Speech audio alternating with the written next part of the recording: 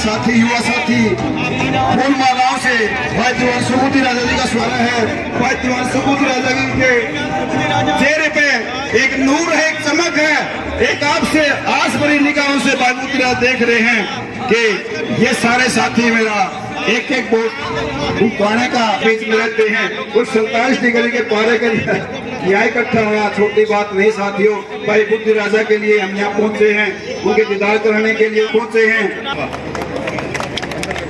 और हमारे बीच में जो बड़े भाई दिवांशु बुद्धि राजा जी आए हैं, मेरी आप लोग ज्यादा ना बोलते हुए, टाइम बहुत कम है, आप लोगों से रिक्वेस्ट है, आप लोगों से रिक्वेस्ट है कि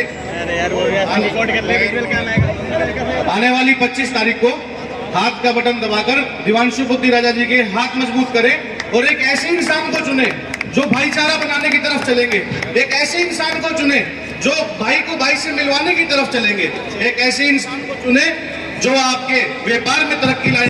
हमारे जो भाई हैं चांद मोहित बुद्धि राजा जी, आपका और समस्त जो हमारे सम्मानित बुजुर्ग हैं, नौजवान साथी हैं, आपका सबका बहुत बहुत धन्यवाद करता हूं, क्योंकि आपके हौसले ने, आपके इस प्रयास ने मेरा भी हौसला बढ़ाया है, मेरी ताकत बढ़ाई है। मुझे भी आज अपनों के बीच में आके जो है कहीं ना कहीं अलग से ताकत मिली है। तो मैं आप सबका, हमारे जितने भी बुजुर्ग बैठे, नौजवान साथी बैठे, आपका हाथ जोड़ के धन्यवाद करता हूं, आभार व्यक्त करता हूं।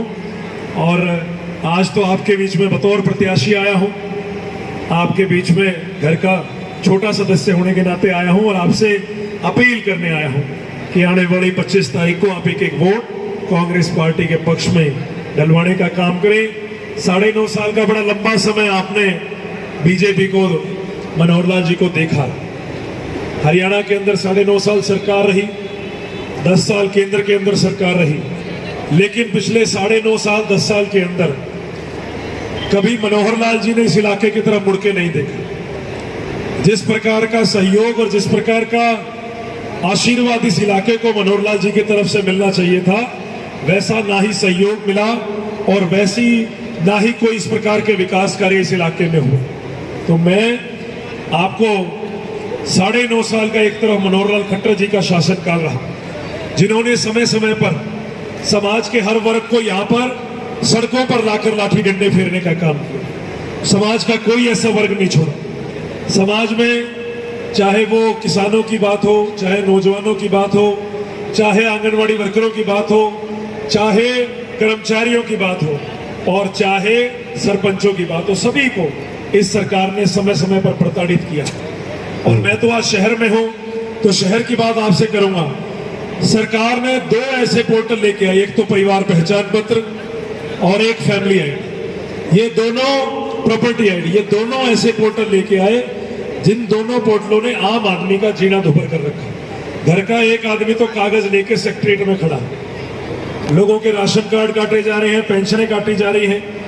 ये प्रॉपर्टी आईडी ऐसी ले आए, ना तो कोई प्लाट खरीद सकता, ना कोई बेच सकता। अधिकारी बैठे हैं, रिश्वतखोरी चल रही है। जो तो 50,000 लाख रुपए ले जाता है, उसके तो काम हो जाते हैं, नहीं तो आम आदमी का आज काम नहीं हो रहा।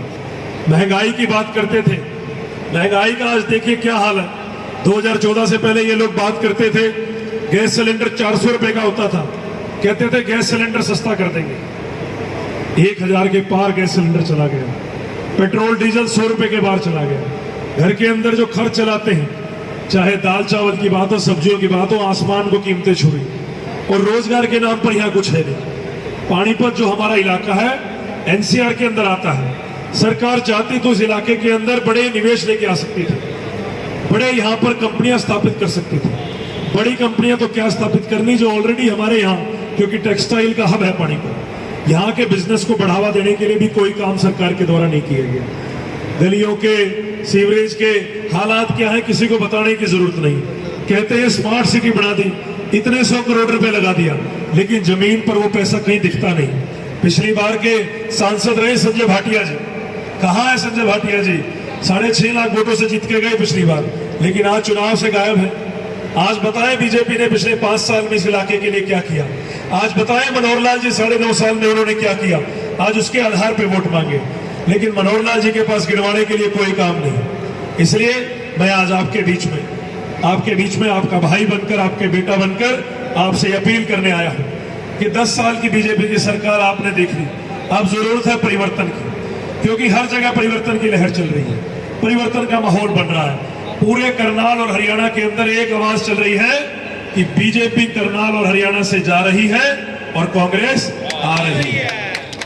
तो मैं आपके बीच में आपको यहां विश्वास में दिलवाने आया हूं। 31 साल का नौजवान हूं, आपके बेटे की तरह हूं, भाई की तरह हूं। आपको विश्वास दिलाता हूं कि आपका आशीर्वाद रहा, ईश्वर का आशीर्वाद रहा, तो आपका बेटा आपकी एक एक मांग पर जब दिल्ली के अंदर संसद के अंदर दहाड़ेगा तो आपको आवाज यहां पानीपत के अंदर सुनाई देगी। इसी विश्वास के साथ आपसे 25 तारीख को एक एक वोट कांग्रेस पार्टी के पक्ष में डलवाने की अपील करता हूं। और एक तरफ 9.5 साल के मनोहर लाल जी, जिनका आज भी 5 मीटर का घेरा है पुलिस का। 9.5 साल तो लोगों को मिले नहीं, हमेशा पुलिस प्रशासन से घिरे रहते हैं। आम आदमी उनको छू भी नहीं सकता। मैं 2 दिन पहले अभी देख रहा था, अभी भी वही तौर तरीके हैं। अभी भी आम गरीब आदमी को अपने नजदीक नहीं आने देते।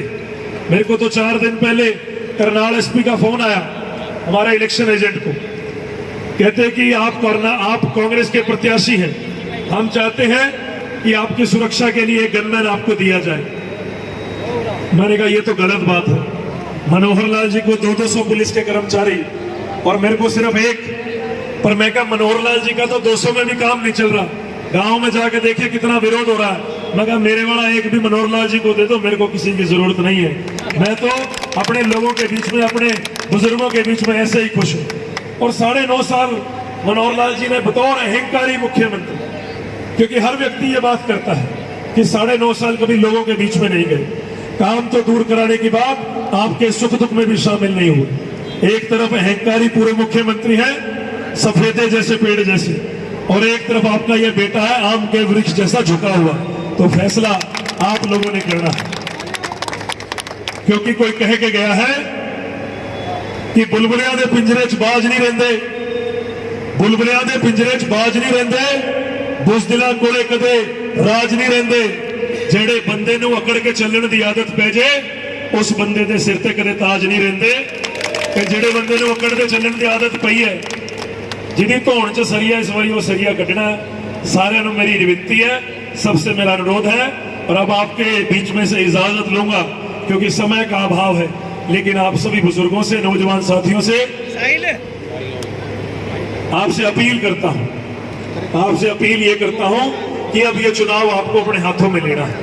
3 दिन का चुनाव रह गया, आज 20 तारीख हो गई। 23 तारीख को 5 बजे तक का प्रचार का समय। एक एक मेरे बुजुर्ग से, मेरे सम्मानित नौजवान साथियों से अनुरोध है, मात्र शक्ति से अनुरोध है कि इस चुनाव को अपने हाथों में ले।